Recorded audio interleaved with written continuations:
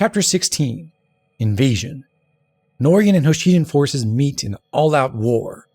Armed with the knowledge of King Garon's condition, Korn agrees to lead the vanguard.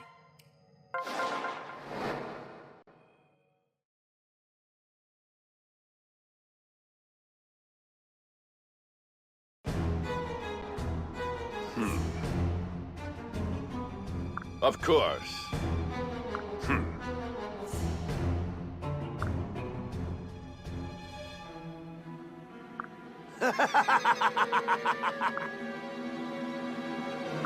Now.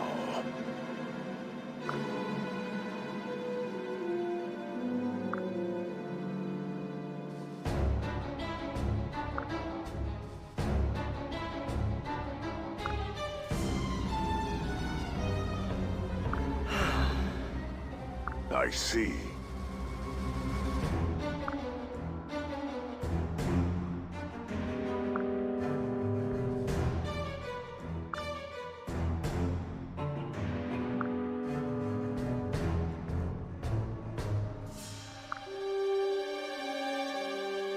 Yes. Of course. Do not fail me. Yes.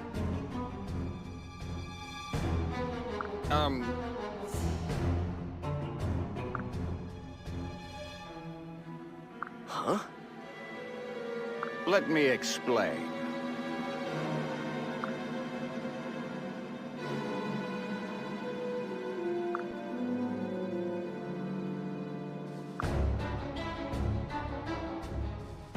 No.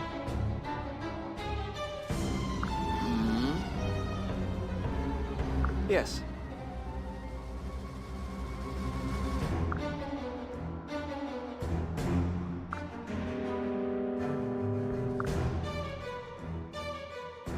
What?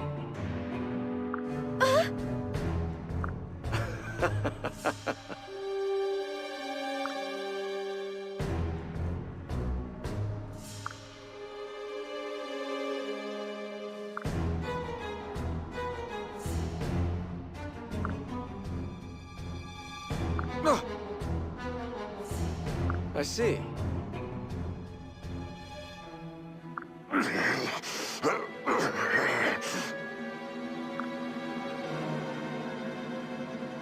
Father? Enough.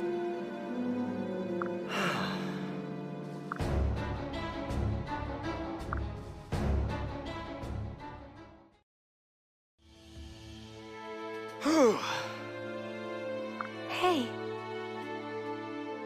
Well...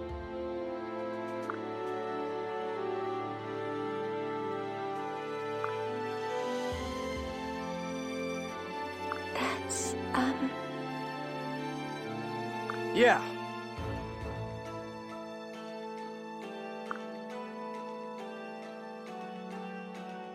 ah.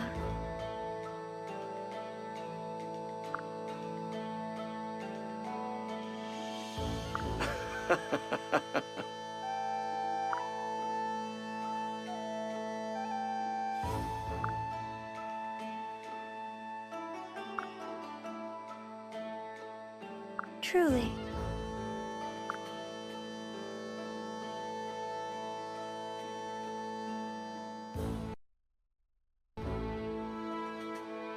Hey. Yes.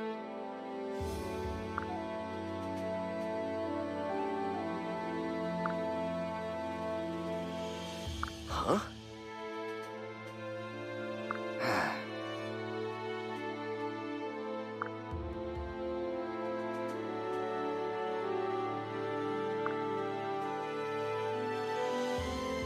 Right.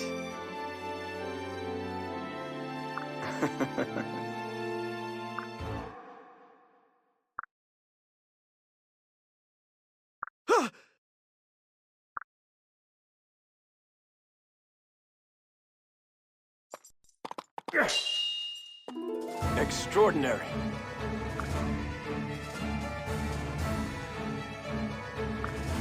Huh?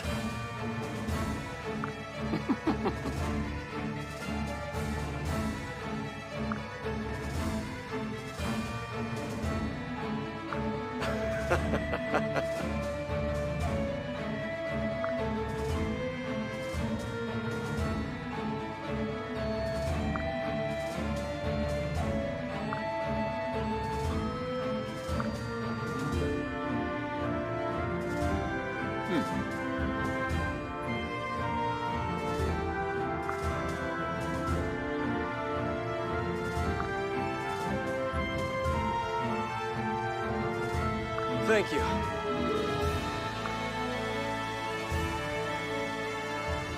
I see. My lord.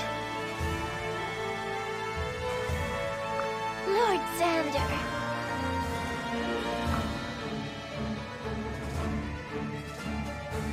Well done.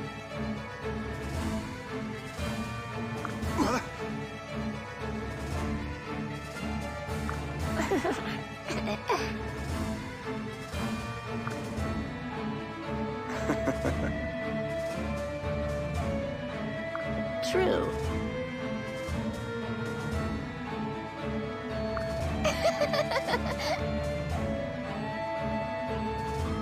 Truly.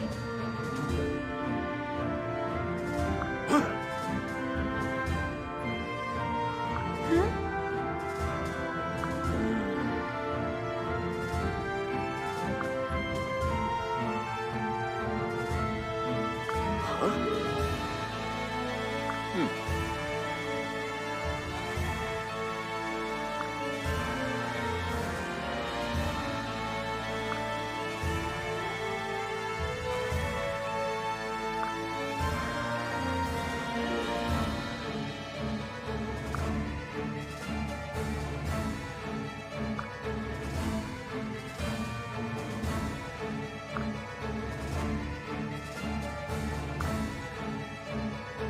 Thank you.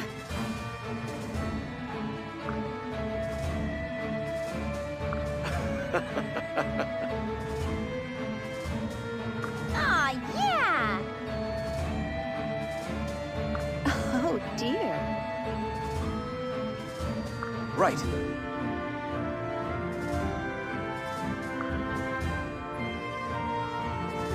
Everything's okay.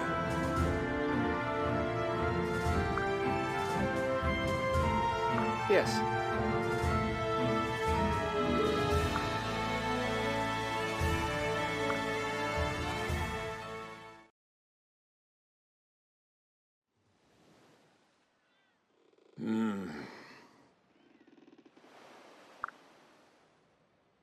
Yeah.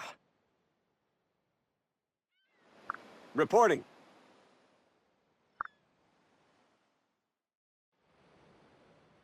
What?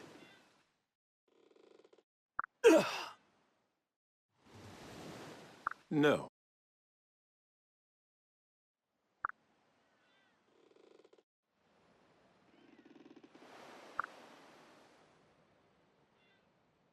Understood.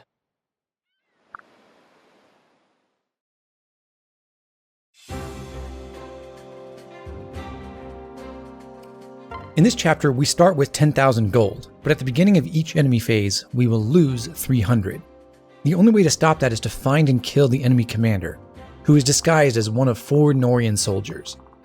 We have to talk to all 4 of them, and once we do, the 4th one will reveal himself as the boss. In my opinion, this is the single coolest map objective in Fates. It's basically a seize map where you have to seize 4 different locations, and you have a financial incentive to do that quickly. But the direct routes to the 4 Green Lancers are defended pretty well. The enemies are tightly packed in mixed groups, and the promoted ones are rather powerful. It's tricky even to pick them off on player phase, since the enemies have a kind of defense in depth. If you get close enough to kill one of them, there are always several more behind. Nevertheless, we're going to route this map, and we're going to do that as quickly as we can, while still accomplishing all our training goals. This stage tends to be much easier if all your combat units have promoted.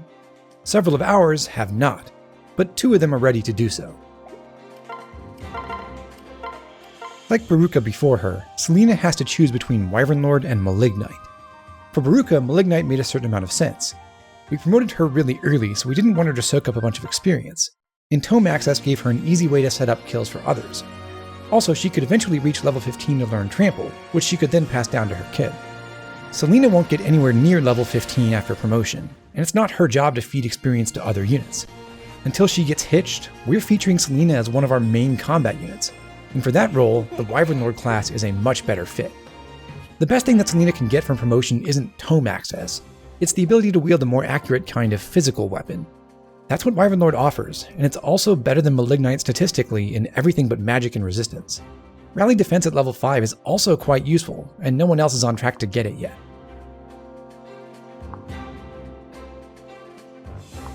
Mozu is also ready to promote.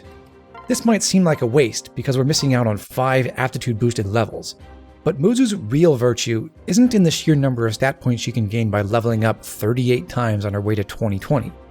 Her excellent growth rates allow her to promote somewhat early without sacrificing her ability to hit key stat thresholds, and by doing that, she gets early access to all the incredible level 15 skills in her native class set.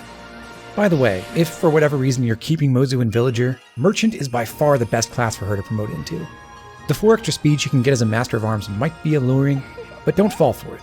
That's nowhere near as good as the ability to wield a ranged weapon that can double.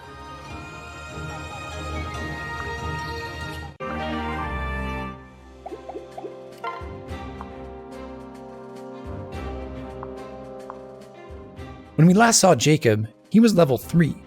Now he's level 15, and so he has already learned Tomebreaker, the last skill he can get as a butler. He's still sitting on 95 experience points, so he's about to level up again.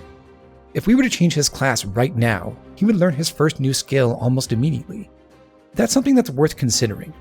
Whichever of Jakob or Felicia joins second will be rather underleveled, and so they may not exactly shine as a combat unit, but they can always do very well in a support role by going into the strategist class.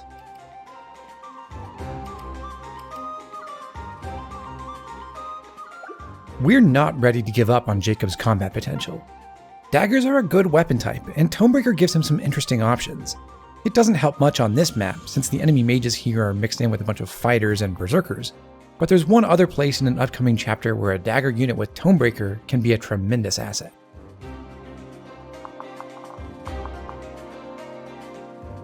After a talking to from Dad, Percy has also officially joined the team. Thanks to Arthur's efforts in his paralogue, he actually inherited an extra hit point in addition to his 2 points of strength. Together with Quick Draw, that strength inheritance goes a long way toward fixing Percy's main flaw. By default, he's a bit of a weakling. He's a lot like Baruka actually. His default stats favor defense and luck even more than Baruka's do, leaving him a bit lacking in strength and speed.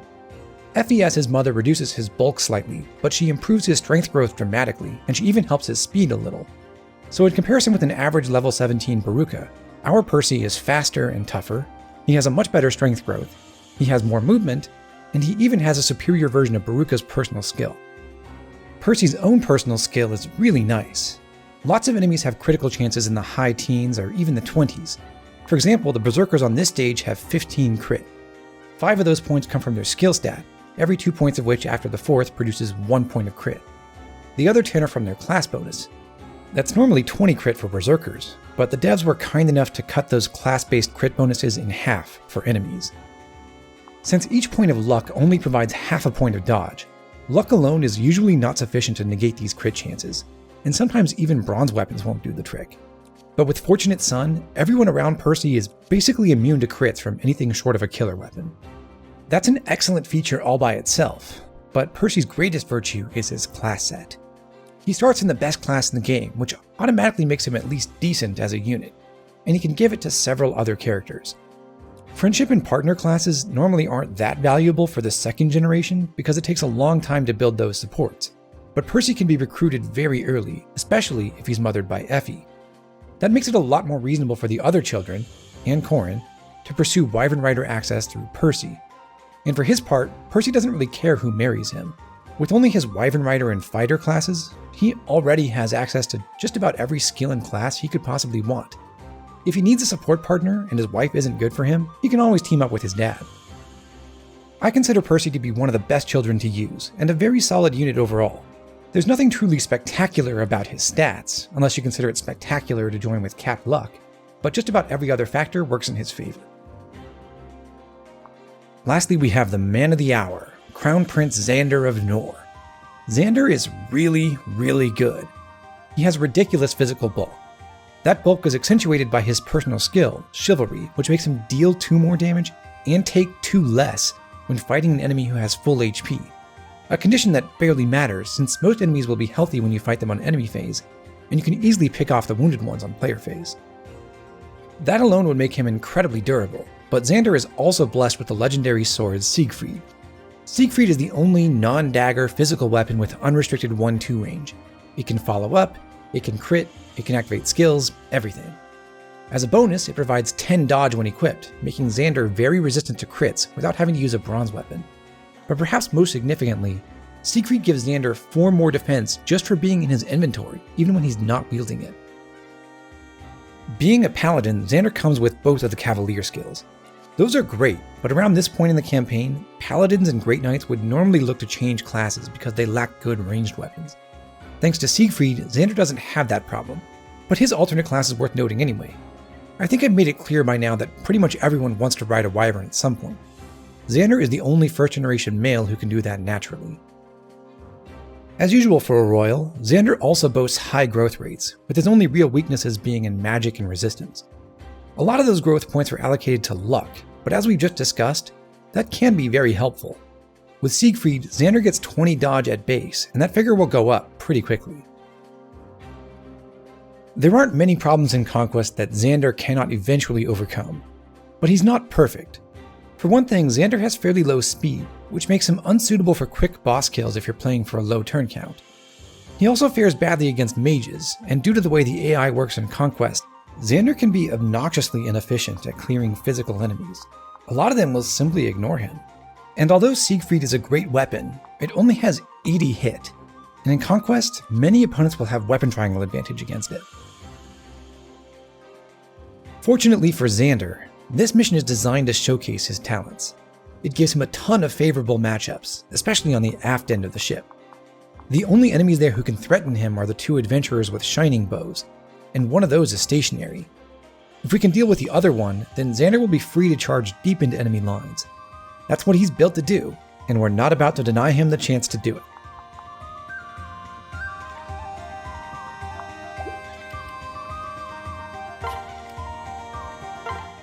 Listen.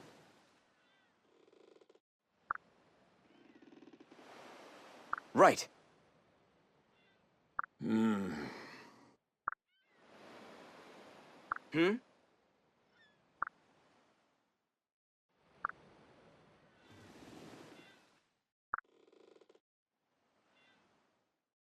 Let's do this.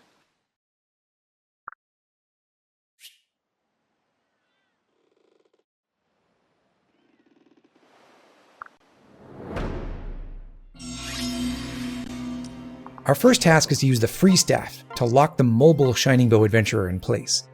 Technically we're freezing the hero, but you can't move after switching, so the adventurer is also stuck where he is. This will...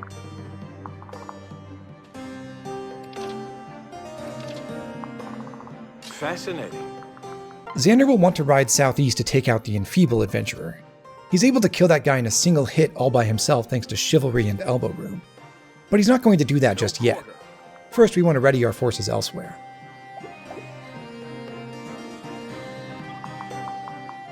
One of our immediate goals is to break up the 2 Berserker-Sorcerer duos guarding the starboard and portside paths to the foredeck.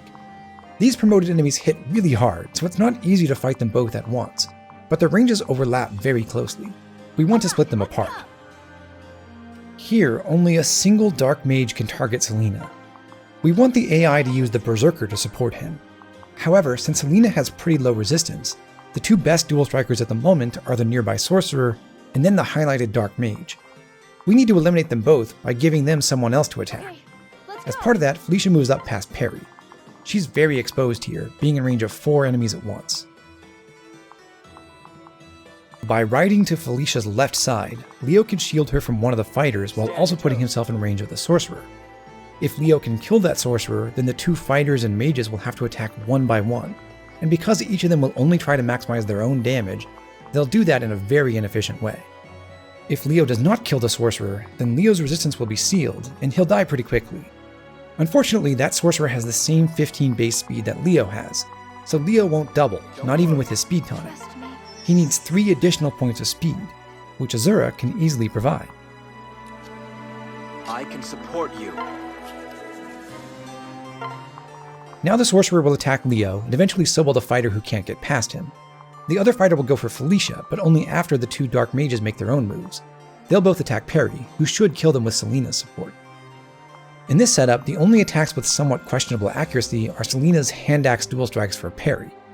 Even those aren't too bad, since the dark mages have rather low avoid. On the port side, we'll do something similar using Mozu and Keaton. Down here, the sorcerer and berserker attack ranges do overlap perfectly, so we can't really fight either of them directly. But Mozu can survive an attack from the dark mage across the wall even when supported by the sorcerer, and Keaton has enough HP to tank 2 fighters, 1 dark mage, and a berserker dual strike.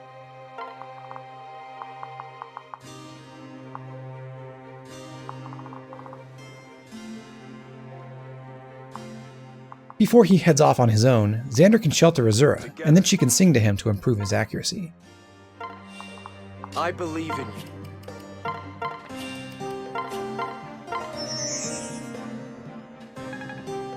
Let's take him out! Everything's okay.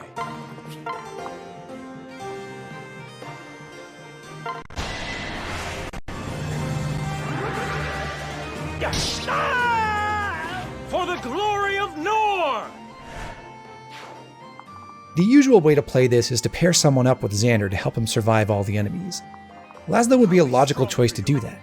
We want to unlock the C support between him and Xander, and uniquely for a retainer, Laszlo does not have a fast support with his liege. He and Xander need the full 3 support points to reach C rank, so we do want the 2 of them to fight together several times. However, with the Shining Bow Adventurer frozen, Xander doesn't need a pair-up partner to protect him. The mercenaries can't even damage him. Instead, we can retain some flexibility and engage more enemies by having Laszlo and Xander dual strike for each other. Laszlo gives Xander a lance to use later, and then he'll attack using the Levin sword.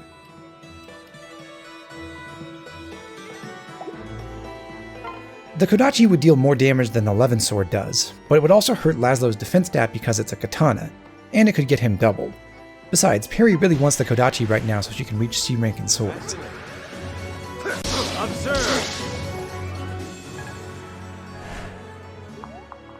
This hero can't reach Laszlo. Neither can the 2 outlaws down here, but the 2 mercenaries by Xander obviously can, and so can the paired up outlaws to the northeast. Laszlo can withstand 2 attacks, but he won't survive all 3, so we need to distract at least one of those enemies.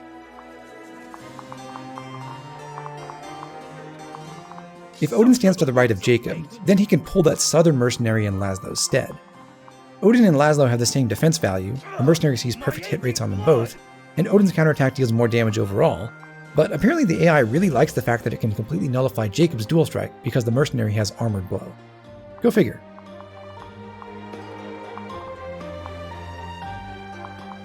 At the position immediately east of Jakob, Odin will also be in range of several enemies on the starboard side, including 2 more mercenaries. This one, the one with an armor slayer, can reach Jakob too, and unless he sees a kill, he's going to attack Jakob over Odin for the same reason. Armored blow makes Jakob deal 0 damage, a situation the AI basically treats as if he couldn't counterattack at all. This will be a huge enemy phase, and we're doing it entirely in attack stance. It's always viable to play that way, but as you can see, the setups for it are getting pretty complicated. The chosen hero arrives! There's one unfortunate bit of randomness in this strategy. The mercenary that Laszlo wounded will attack Laszlo and die, and then when the hero on the port side takes his turn, he'll have the option to attack Xander from either the east or the south. We need him to do it from the south. Our plans for our next turn depend on our ability to contain the paired up outlaws toward the aft end of the ship, and we can only do that if they stay east of Xander rather than going around him to attack Laszlo from the southeast. That's one of the risks we're accepting on the upcoming enemy phase.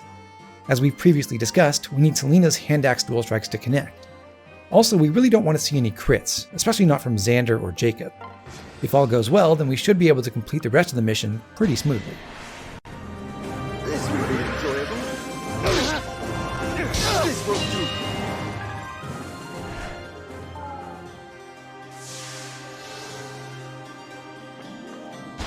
There is a small chance for Selena to die to a crit from the Berserker's dual strike.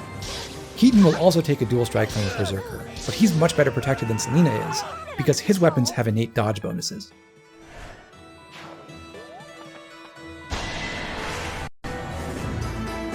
I guess I'll save your tail.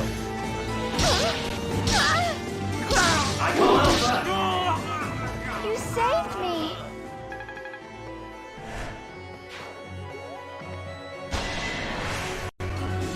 All right. Here's one more.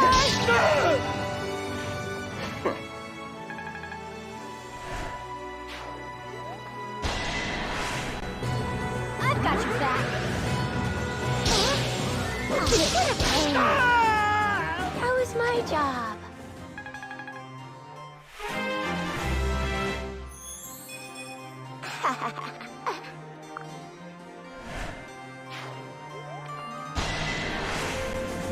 Fine, I'll protect you. What's the time? Teach me that one.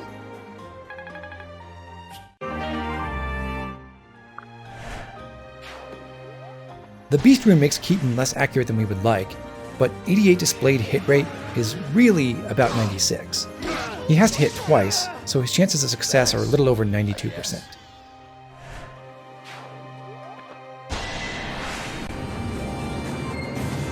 This could be tough. What are you looking at? Glory Hound.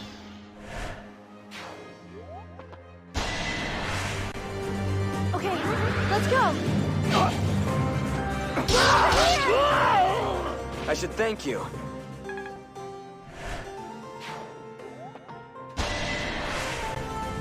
Diapers and killing.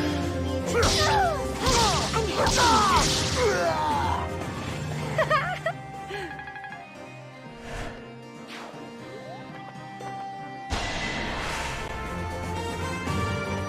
I'll protect you.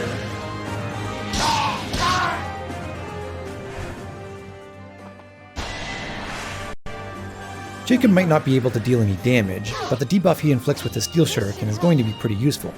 And this round of combat gives him extra support points with the Zero. Allow me to join you. Rest a moment.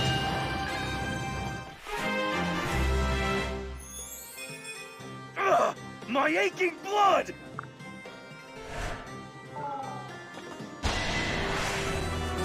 Together. Stand down! Nice moves.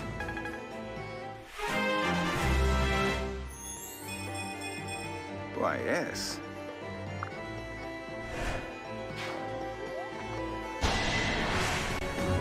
Be steadfast.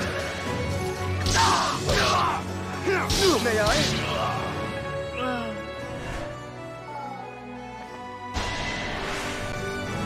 Let's end this here. It's not over yet.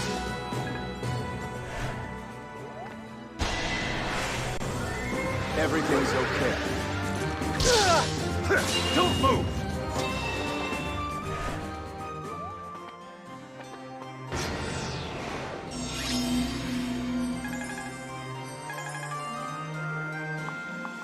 We're done with this section for the time being.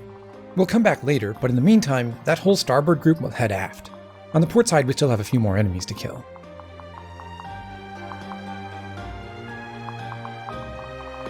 You've got an ace in the hole!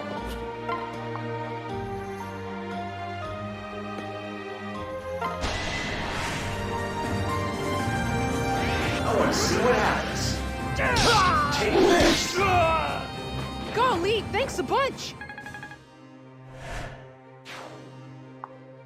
Let me help. Muzu wounds the Berserker so that Keaton can kill him.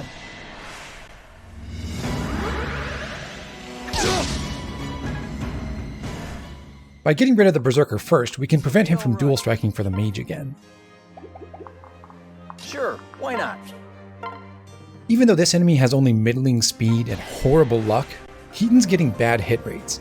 That's a serious problem, but promotion will go a long way toward fixing it. Thanks, I guess.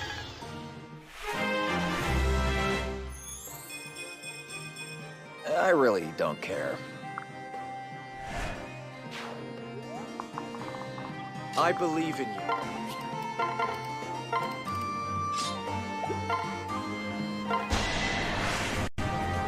Stand back, citizen! Too slow, chump! Sorry. It only takes 2 swings of an axe for Percy to reach C rank. Now he can use all the other axes we've stuffed into his inventory.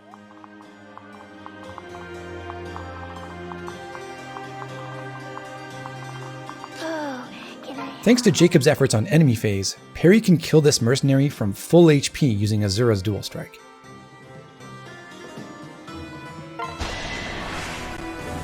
Let's go. It's my turn. Cool.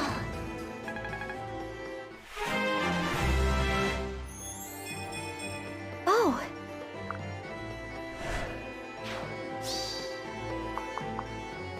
Odin can't move except by pairing up, so that's what he does to get himself out of danger. You are in good hands. You may rely on me. Jakob can transfer him away, and then he can use Azura's support to kill another mercenary.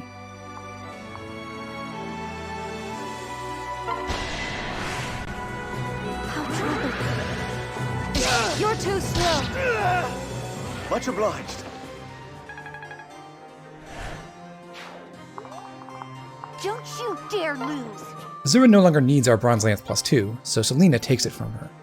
Selena will largely prefer to use lances over axes. She has low ranks in both weapon types, so lances will be significantly more accurate for her. And even if she did build her axe rank, the only higher ranking axes that she might want to use are unique and highly contested.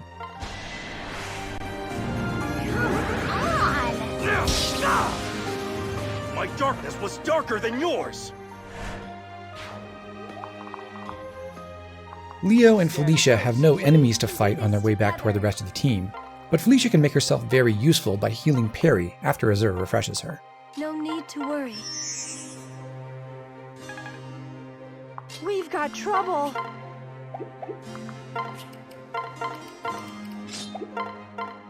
Live to Serve restores enough HP to Felicia for her to survive the one outlaw to the northeast, but she couldn't survive 2.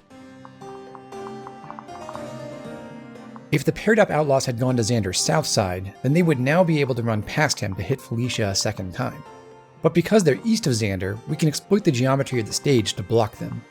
We just need to have at least one unit occupying any of the 3 tiles west of them, making them spend extra movement to go around. You have my aid. Even though he's really low on HP, Laszlo can safely take this kill. Don't worry yourself. No escape. You won that round. Fascinating. All Xander has to do to protect Laszlo is to shelter him, after re-equipping Siegfried so that he can counterattack all the bow users, of course. When he does that, the hero adventurer pair will be able to attack him. The Shining Bow is a threat, but Xander can survive 2 hits from it with a bit of HP to spare, and even after his defense is sealed, the other enemies won't deal much damage to him. Let's do this.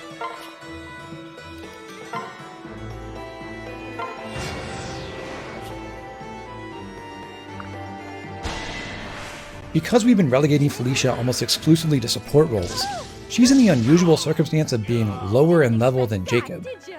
But here she's seeing some real combat. Learning Tomebreaker at level 15 will help her do even more.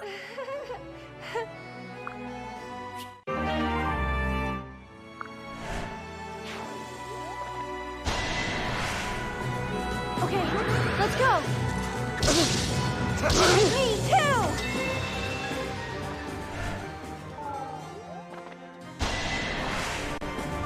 I'll be strong for you.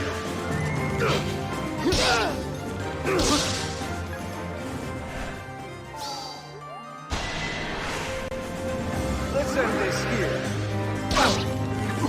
Just in time.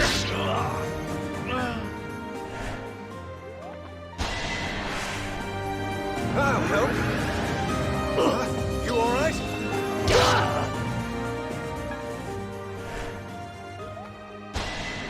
This outlaw has a steel bow, but the other one only carries iron, so he still can't hurt Xander. Good.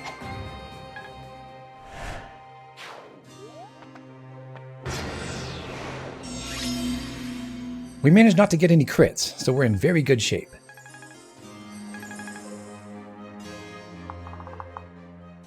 One of our tasks now is to clear a path toward the adventurer so that someone can kill him, preferably someone other than Xander. Let us begin. Perry can do that by attacking one of the mercenaries, and now that she has C rank in swords, she can do it using the Levin sword. That will allow Xander to get a dual strike in. Although Xander's lance rank is already high enough to wield the Beast Killer, which is by far the most important one for combat purposes, we'd like him to reach C rank eventually. That will let him heal himself for free with the Blessed Lance. Everything's okay. You have my tip. Teach me that one. We stand together.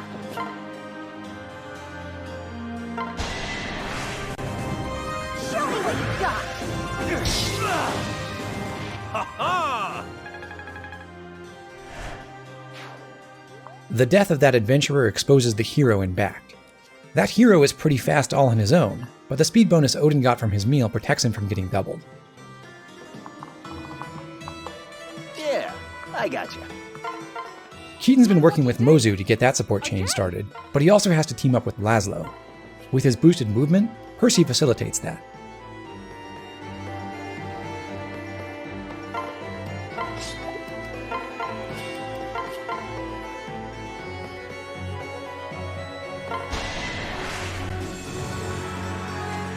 Try to pull your weight. It's over now.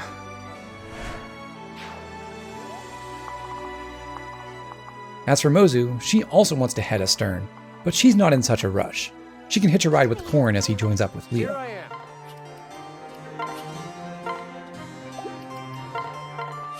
Now that Korn is gone, Mozu can take a moment to heal herself, using not only her Vulnerary, but also her Blessed Lance. No mercy. This is how we start unlocking the C support between Korn and Leo. Korn must reach A rank with either Leo or Odin. With Odin he has a small head start, but Leo can catch up very quickly because all sibling supports are fast I'll ones. fight too. This also gives us a chance to build support between Korn and Jakob. Unfortunately, we can't fully exploit the fast support between them. They could achieve B rank with this mission alone, but that would cost us the C support with Percy, which is far more urgent.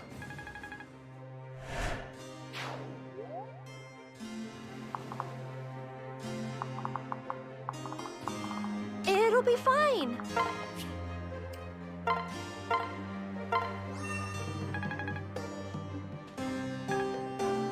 Fascinating. If he lunges the mercenary, then Percy will shield Felicia from the hero. Having attained C rank in axes, he can now use the dual club to make reliable attacks on sword users.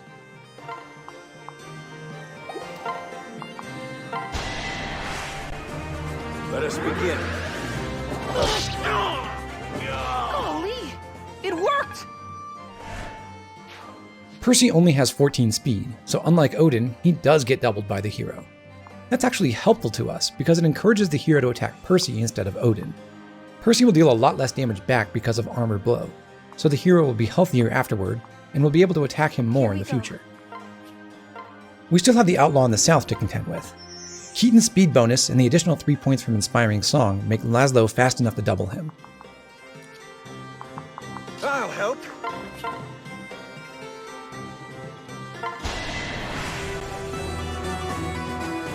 I guess I'll save your tail.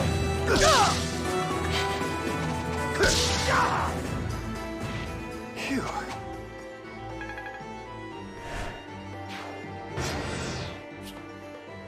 It's somewhat annoying that the dual club has an innate 10-point crit bonus, but it wouldn't be a disaster if Percy were to crit here.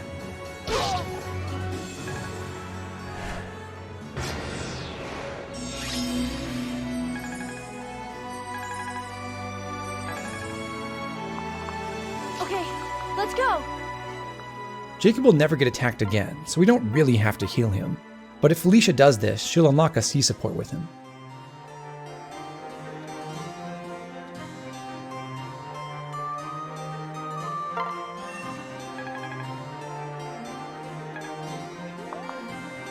I believe in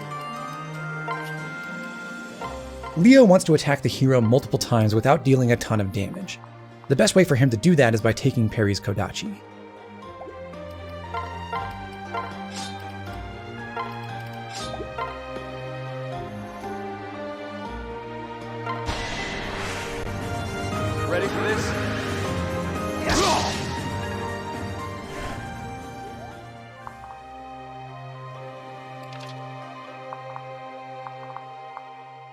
Keaton and Laszlo have teamed up twice.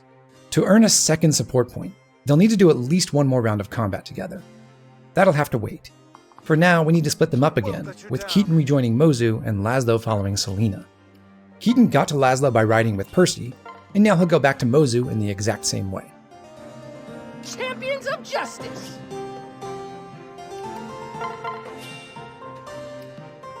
Mozu will fight the last outlaw on the map by standing above Perry. She no longer needs the Blessed Lance, so she can hand that off, although it's not strictly necessary to do that in this case, since Perry is at full HP anyway.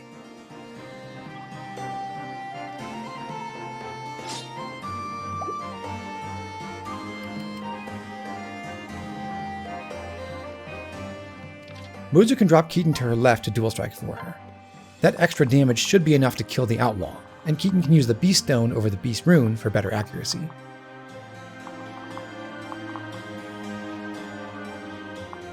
Perry has made all of her trades for the turn, so it's time for her to ride southeast and separate Selena from Odin.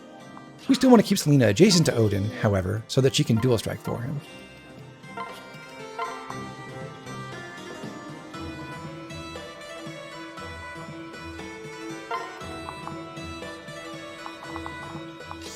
Before we kill the hero, we want Leo to weaken him again. For that to happen, Azura must sing to him. Be careful. I'll do what no one else can. We won't give up. I'll handle this miscreant!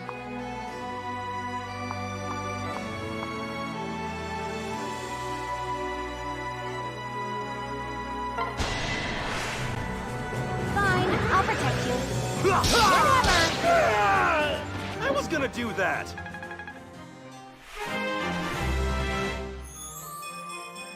Ugh, my aching blood!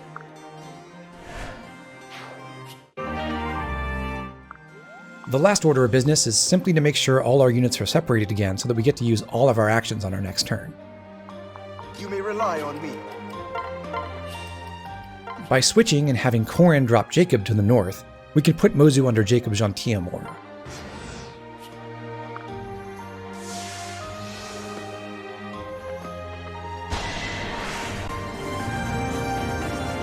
Sure, why not? My turn. You're strong.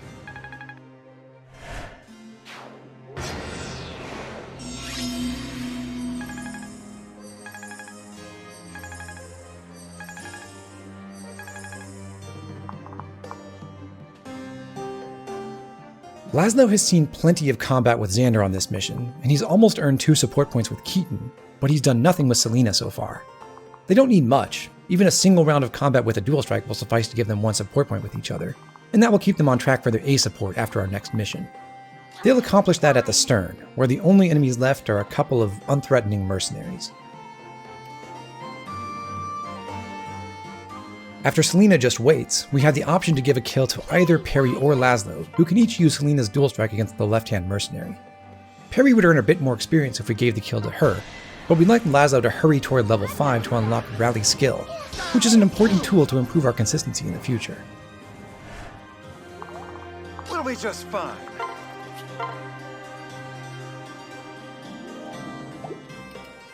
Instead of using the Bronze Lance +2, Selena can wield the Brass Naginata. She'll still deal enough damage to secure Laszlo's kill, and doing less damage now makes it slightly easier for her to squeeze in 1 extra dual strike for Perry. Nice moves.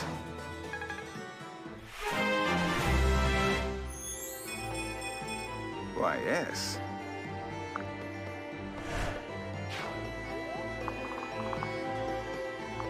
Up north, we have a hero to fight, and then we'll have to address the last adventurer.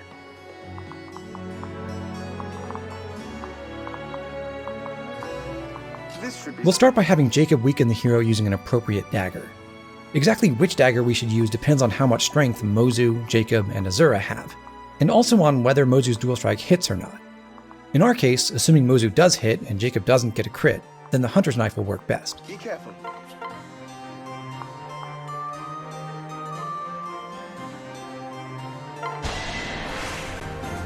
I'll go with you. Me too. No need to worry. We're still working toward the C support between Azura and Jakob, so after Azura sings to him, Jakob will use Azura's dual strike for his second attack. This time he can use his bronze dagger. How irksome.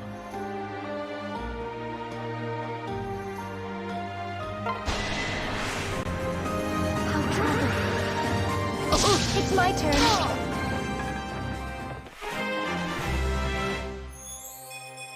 Well, We want Mozu to kill the hero, but she's frozen, so once again we have to resolve that by pairing up first. Admit it, you need me.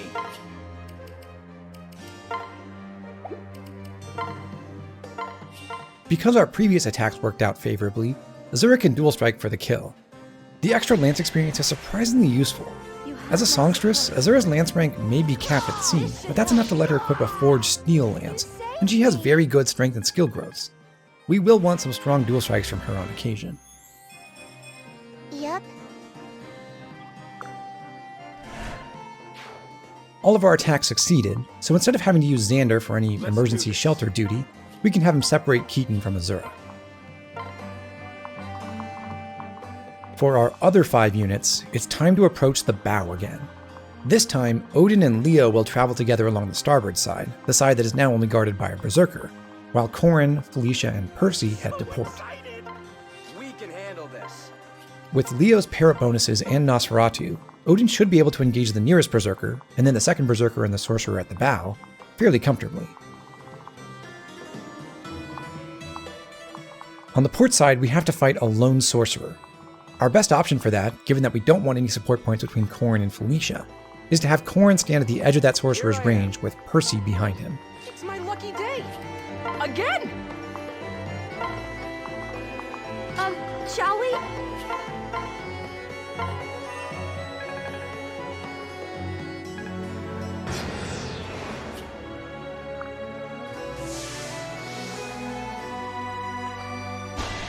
The math on this works out such that it could actually be helpful for Percy to crit on this dual strike. We'll talk about that in a moment.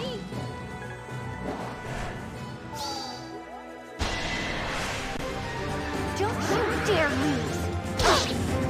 What a pain.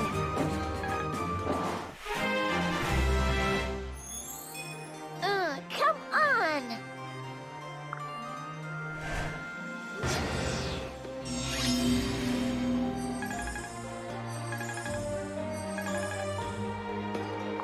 Justice never In this situation, Percy needs to use the dual club, and we're once again rooting against a critical hit.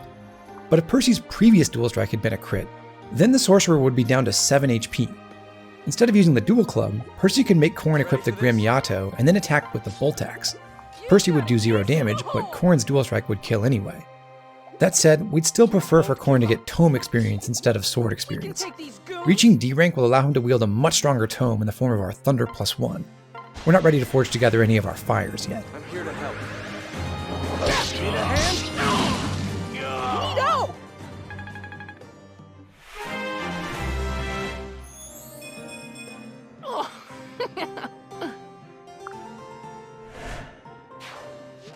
At this position, the Berserker will attack Odin from the left. On our next turn, Odin will be able to run around him to finish that enemy off and put himself in range of the next 2 promoted enemies at the same time. I'll help you.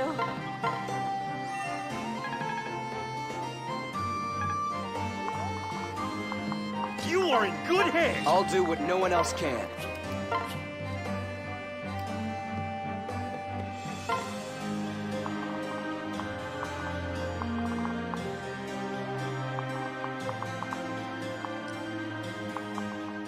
Back at the stern, we first want Perry to finish off this mercenary. Because we made Selena's last dual strike a little weaker, we can now use the bronze sword instead of the levin sword for perfect accuracy.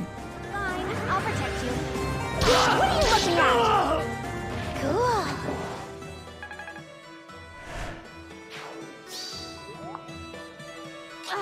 Fine. Selena is best equipped to investigate the Lancer here, because she can simply fly over the walls afterward.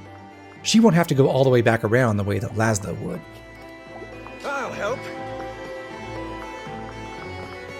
Don't you dare lose.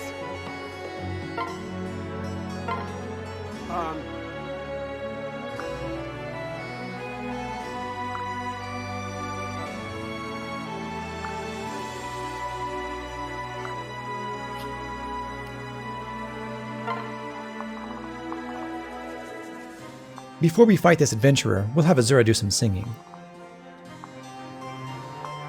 Is there a plan?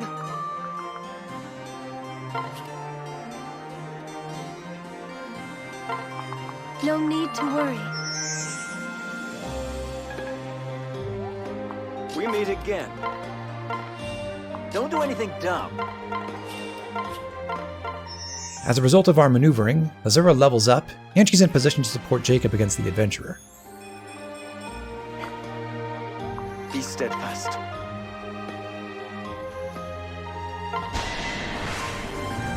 Be careful. It's my turn.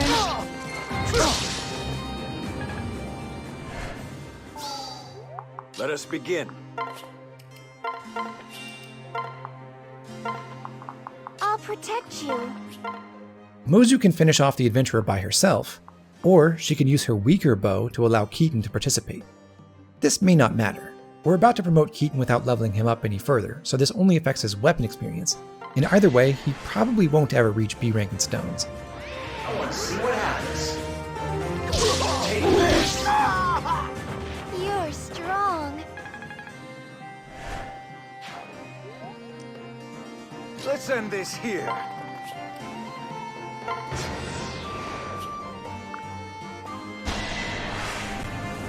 Good luck.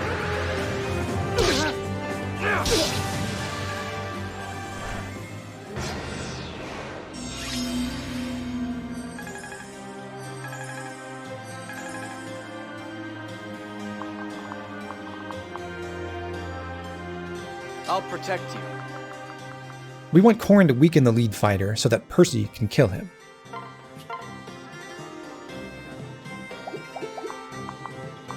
We've got this.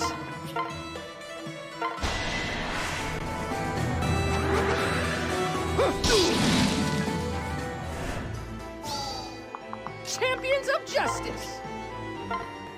It's important to consider what the fighter in back will do. Corrin and Percy can both take a hit now, so we're not worried about anyone dying. Neither Corrin nor Percy will ever have to take damage after this, so we don't even care who gets hit. But it would be nice if we could give the kill to Felicia, who is pretty desperate for experience. Corrin doubles the fighter, and Percy does not, so he's going to attack Percy. As a result, the fighter will stay farther from Felicia, beyond her immediate attack range, but she can still reach him anyway if we're clever about it. I believe in Pretty heroic, right? Felicia can talk to the Lancer without actually moving any farther from Corrin. Sir!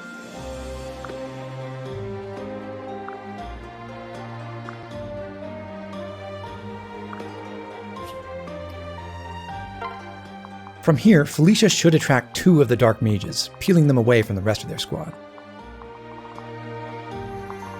I'll handle this miscreant! Meanwhile, Odin will pull 3/5 of that group. no mercy. Whew! Tough one. The Sorcerer and the Berserker can both attack Odin directly, but only one of them can damage him. Leo will block the second attack. The northwesternmost Dark Mage will also move toward Odin to support the Sorcerer.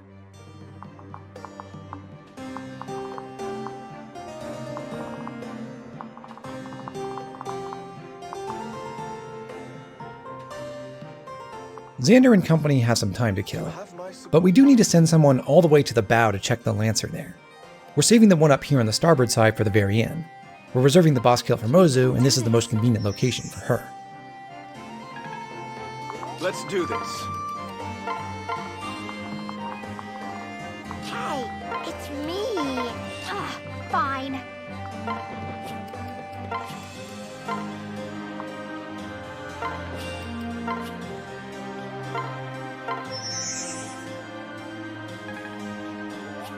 We meet again.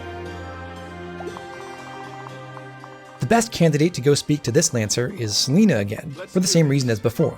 She can fly over the walls.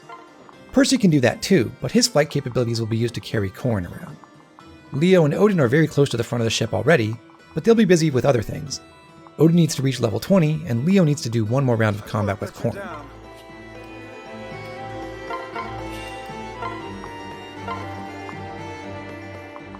Level 17 is a good time for Keaton to promote. The Wolfsegner promotion doesn't fix Wolfskin being locked to 1 range, but it does provide some really nice boosts to key stats like strength and defense, and it also grants passive bonuses to 3 of the soft stats: 5 crit, 10 dodge, and 10 hit. That last represents a massive improvement in Keaton's accuracy.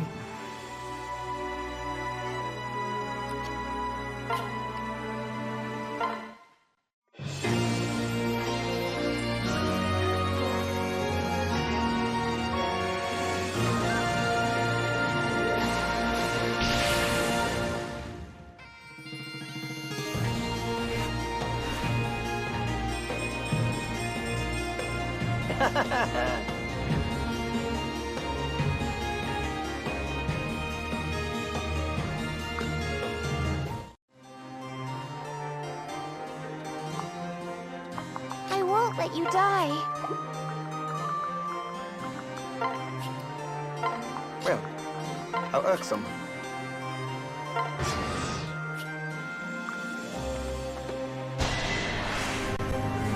We can handle this. Pay attention!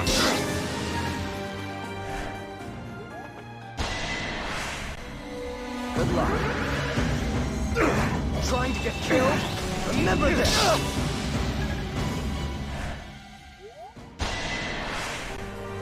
Ready for this? Let me try!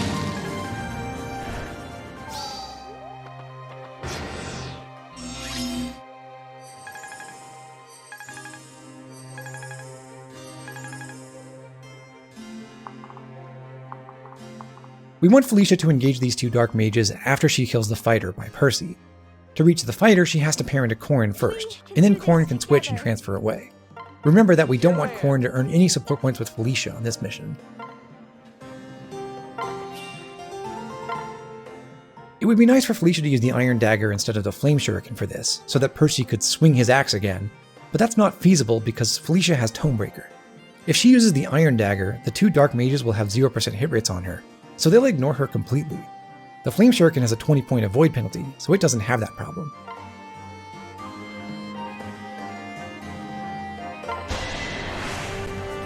I'm here to help. Whatever works.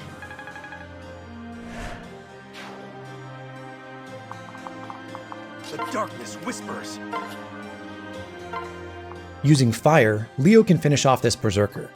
He's going to level up pretty soon, but no matter what stats he gains, he will not kill the Sorcerer on enemy phase. That's good, we want to leave the Sorcerer for Odin.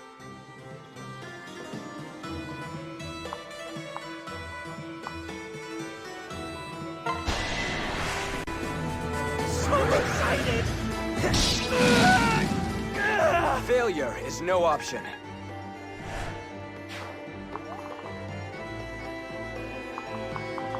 Show me what you've got. Selena is trying to reach the Lancer, but unfortunately there's nowhere she can wait that puts her close enough to her target without being in range of the Sorcerer.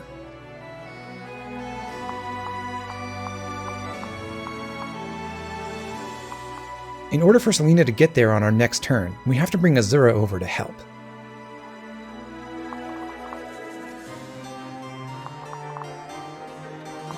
You have my aid.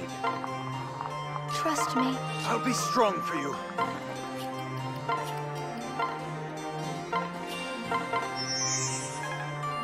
Don't worry yourself.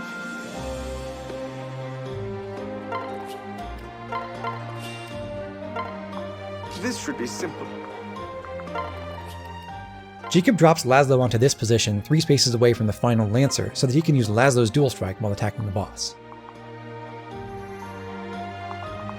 Go, go, go! Keaton will be the one to speak with the 4th Lancer to reveal the enemy commander, but not yet. Selena has to do her part first. He's going to wait here without any weapons equipped. Laszlo needs to use Keaton's support one more time, but we don't want Laszlo to accidentally kill the boss prematurely, so we don't want to risk a crit with Keaton's dual strike. Sadly, there are no bronze beast stones.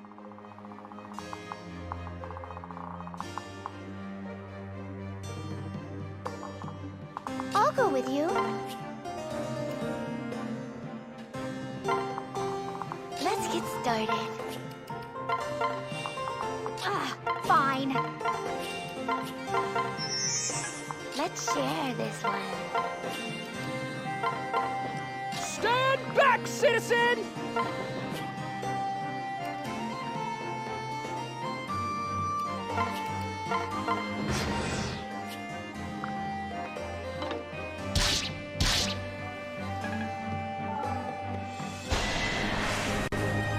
You are not alone!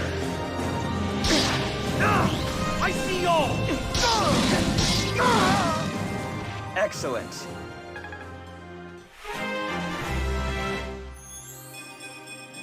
More to come.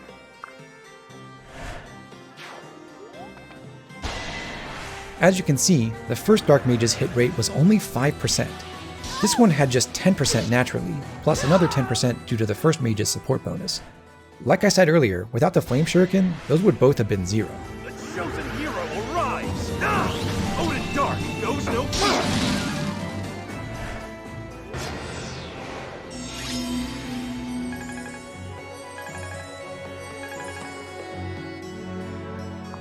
We can finally investigate the last 2 Lancers.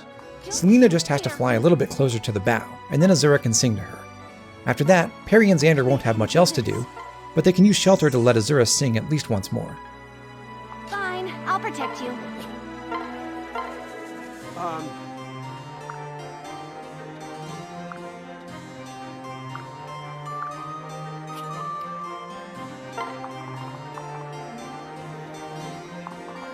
No quarter. Can I go first?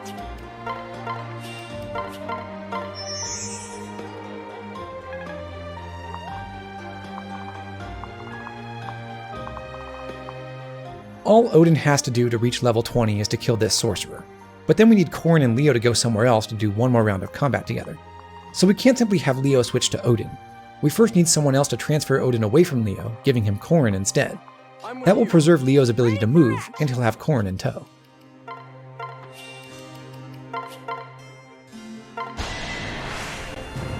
I'm here to help! Ha-ha!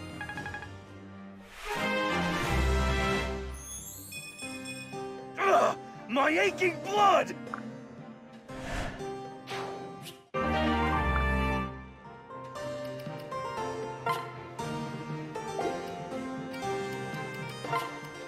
Leo's internal level is 2 less than Corrin's, so they get equal experience, nobility notwithstanding. The more important consideration is whose weapon ranks we care about.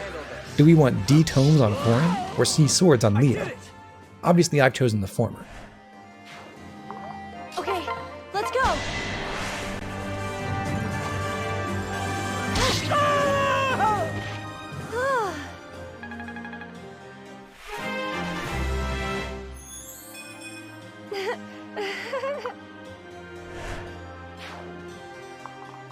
We finally cleared every single enemy, except for the leader of these pirates.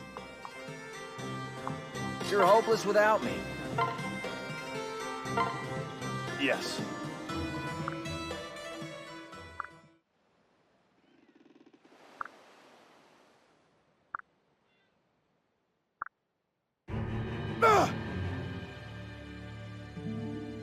What?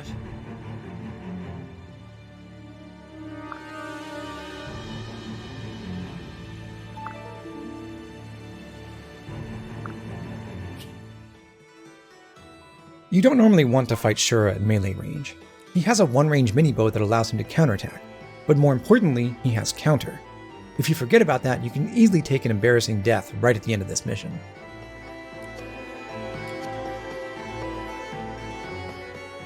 The upshot of Shura having a mini-bow is that he can't counterattack at 2 range. We're free to chip away at him with our daggers and our own bows.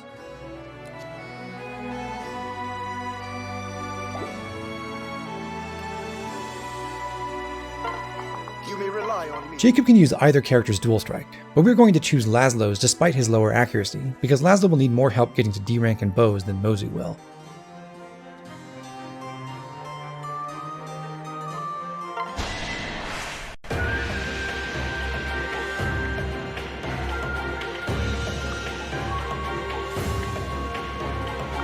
Come on, smile for me.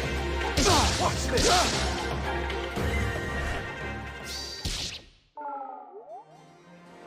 We're not alone. Next, Laszlo attacks using Keaton's support. With Keaton and Mozu both adjacent, Laszlo gets 14 extra hit, so he's a lot more accurate now than he was when he was dual striking for Jakob. Try to pull your weight. Mozu will finish Shura off. The unforged bronze bow is too weak, just barely, but that means Keaton can help out. To make him equip something, Mozu has to trade with him. Once his inventory has been moved around, he automatically equips whatever's on top.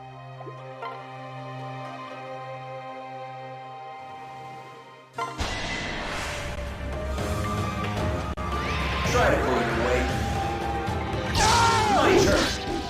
Went down fighting.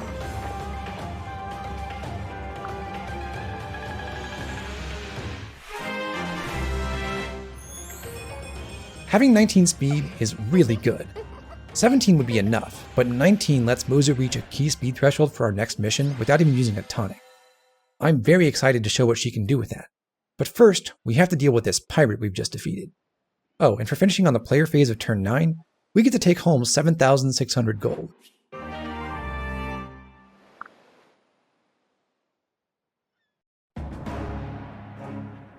Listen.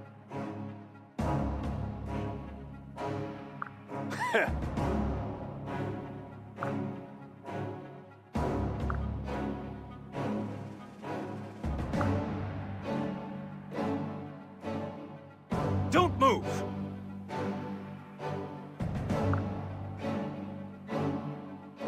Okay, okay.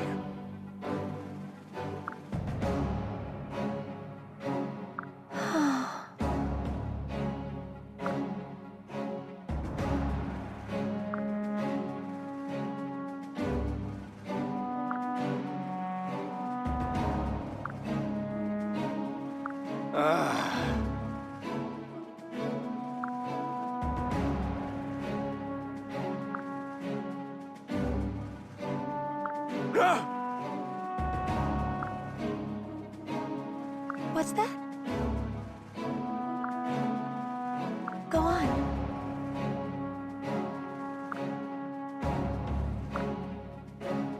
Yeah.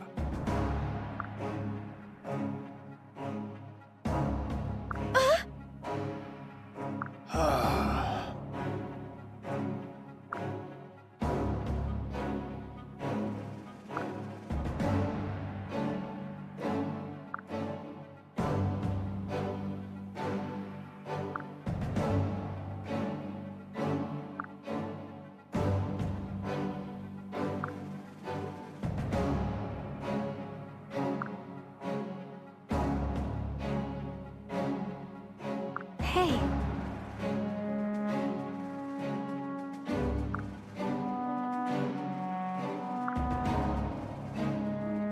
I had no choice.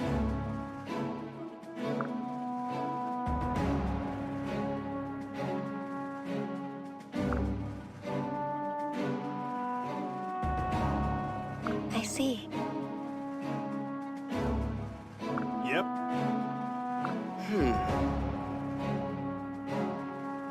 Really?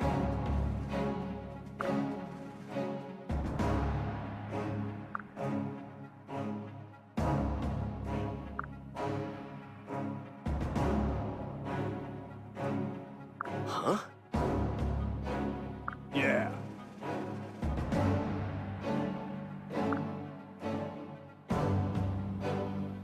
No.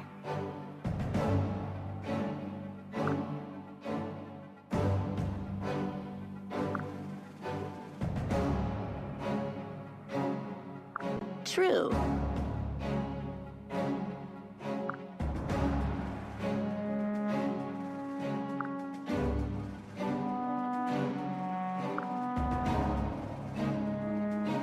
What will you do?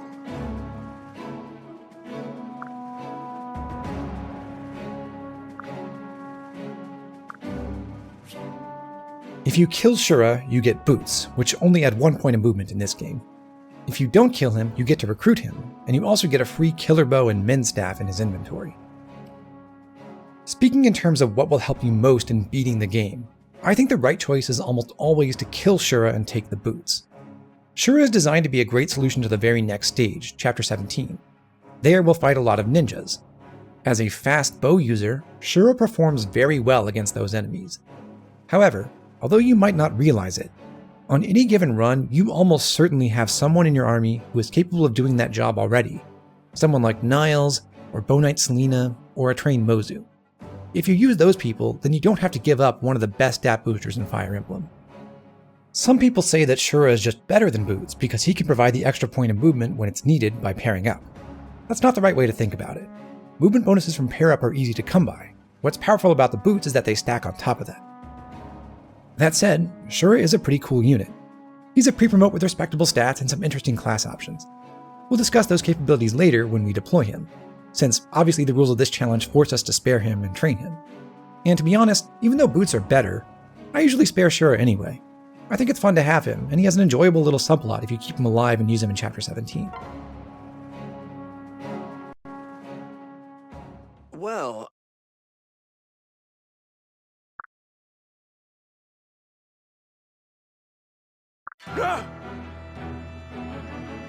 Yes.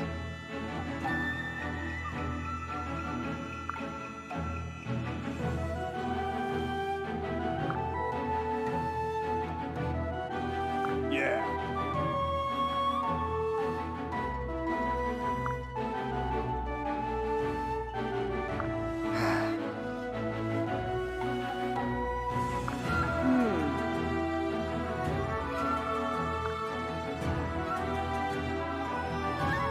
I see.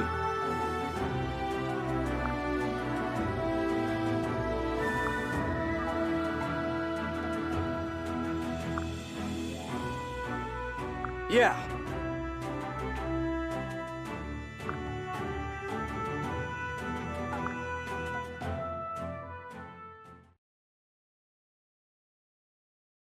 Next time we will make our landing in Hoshido, recruit some locals to our cause, and turn Mozu into a certified badass. See you there.